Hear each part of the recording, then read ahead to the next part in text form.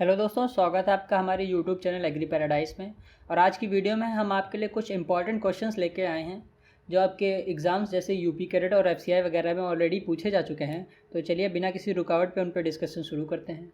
तो हमारा पहला क्वेश्चन कह रहा है कि fertiliser having all the 3 major primary nutrients is known as.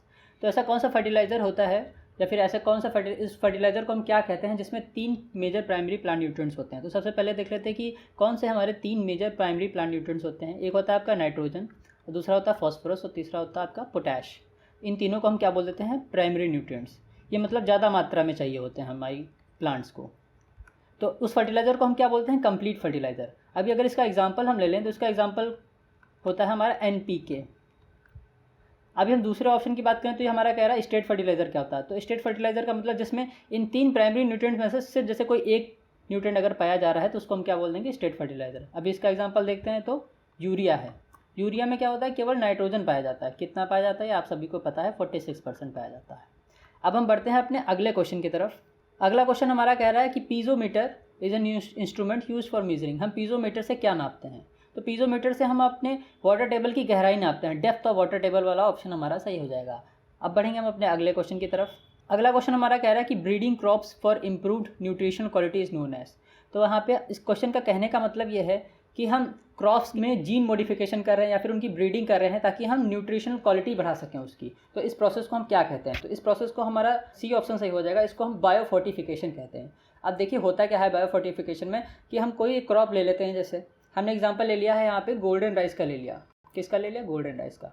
तो गोल्डन राइस में क्या हुआ था कि विटामिन ए की मात्रा को बढ़ाने के लिए उनके जीन्स में अदला बदली कर दी गई थी। उनके जीन्स में बढ़ोतरी कर सकते हैं, अदला बदली कर दी गई थी, उनका मॉडिफिकेशन कर दिया गया था। तो आपसे यहाँ पे क्वेश्चन पूछ सकते हैं गोल्डन राइस से रिलेटेड कि इसके फादर कौन है। तो इसके फादर हैं यहाँ पे इंगो पोर्ट्रिकस।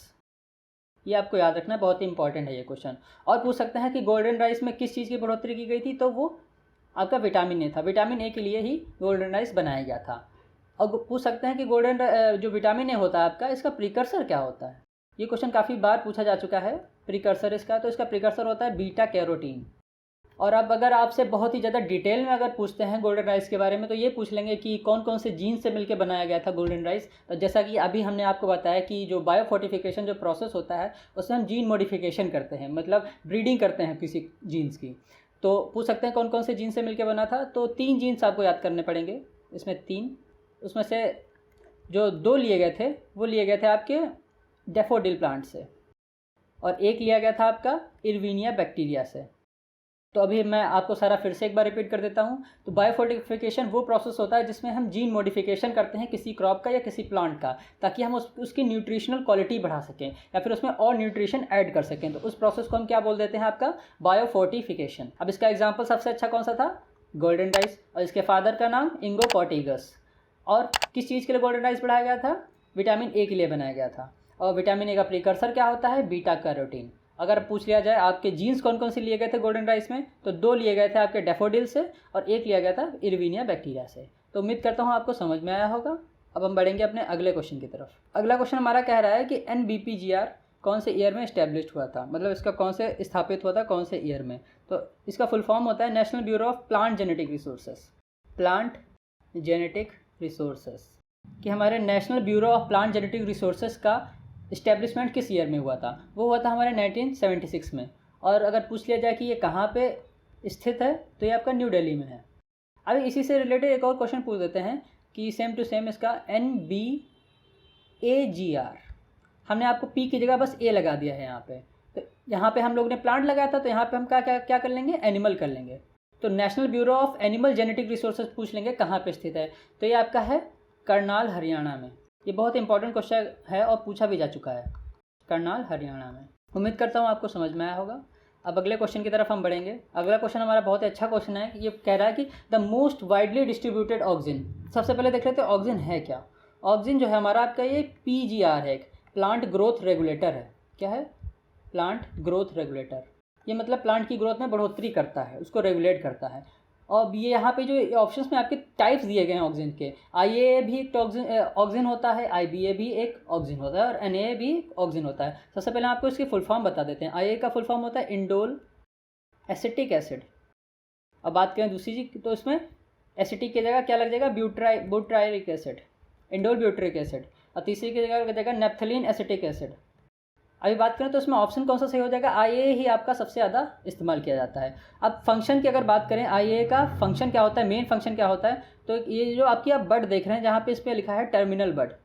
अब हम टर्मिनल बड को एक और नाम से जानते हैं जिसको हम कहते हैं, क्या कहते हैं, एपिकल बड कहते हैं, एपिकल बड। तो जो आपका IAA होता है वो एपिकल बड डोमिनेंस के लिए, मतलब ऊपर वाली जो बड होती है इसकी बढ़ोतरी के लिए जिम्मेदार होता है, इसकी ग्रोथ करवाता है, एपिकल बड की ग्रोथ करवाता है, या फिर जिसको हम टर्मिनल बड भी बोल सकते हैं। अब दूसरी जगह अगर हम बात करें IBA, तो ये रूट प्रमोटिंग हार्मोन है, रूट्स को बढ़ावा देता है। ठीक है, मैं लिखे दे रहा हूँ यहाँ पे। और तीसरी बात करें अगर हम NAA की, तो यहाँ पे ये फ्लावर एंड फ्रूट्स, इनकी ग्रोथ कराता है, फ्लावर और फ्रूट सेटिंग हार्मोन है बेसिकली ये। ठीक है, तो उम्मीद करता हूँ आपको समझ में आएगा। अगर आप चाहते हैं तो मैं फिर से रिपीट कर सकता हूँ। ऑक्सिन क्या है हमारा, PGR है, प्लांट ग्रोथ रेगुलेटर है।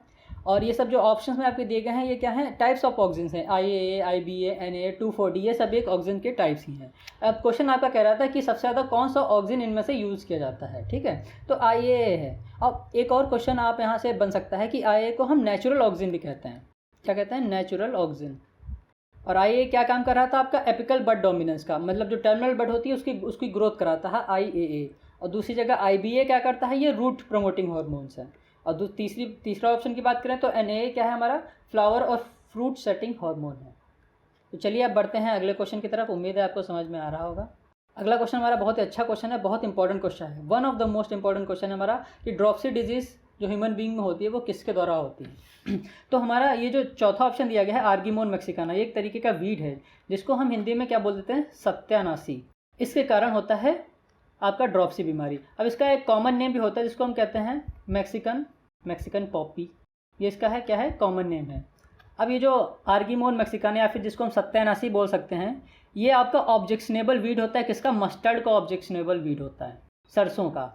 ऑब्जेक्शनेबल वीड का मतलब क्या है, देखिए आपको पता है कि वीड्स जो होते हैं हमारे, खरपतवार जो होते हैं वो बीज बहुत ज़्यादा प्रोड्यूस करते हैं, सीड्स बहुत प्रोड्यूस करते हैं। तो ये जो सत्यानाशी के जो सीड्स होते हैं वो मस्टर्ड के सीड्स के साथ मिक्स हो जाते हैं, इसलिए क्या होता है वहाँ पे मिलावट हो जाती है, उनकी एडल्ट्रेशन हो जाता है। तो यही एडल्ट्रेशन जो क्या कारण बनता है, ड्रॉप्सी डिजीज़ का कारण बनता है जाके।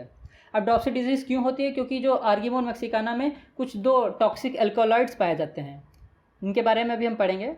कौन से 2 टॉक्सिक एल्कोलॉइड्स पाए जाते हैं, एक होता है सैंगुइनेरिन और दूसरा होता है डिहाइड्रोसैंगुइनेरिन। इसी के कारण यही मेनली रिस्पॉन्सिबल है किसके लिए, ड्रॉप्सी के लिए। तभी जैसे आप जो मार्केट से तेल खरीद के लाते हैं जैसे सरसों वगैरह का, तो उसमें लिखा होता है कि ये नॉन एडल्टरेटेड आर्गीमोन है, मतलब उसमें आर्गीमोन मैक्सिकाना या फिर सत्यानाशी का बीज नहीं मिले हुए हैं। ठीक है, उम्मीद है आपको समझ में आ रहा होगा।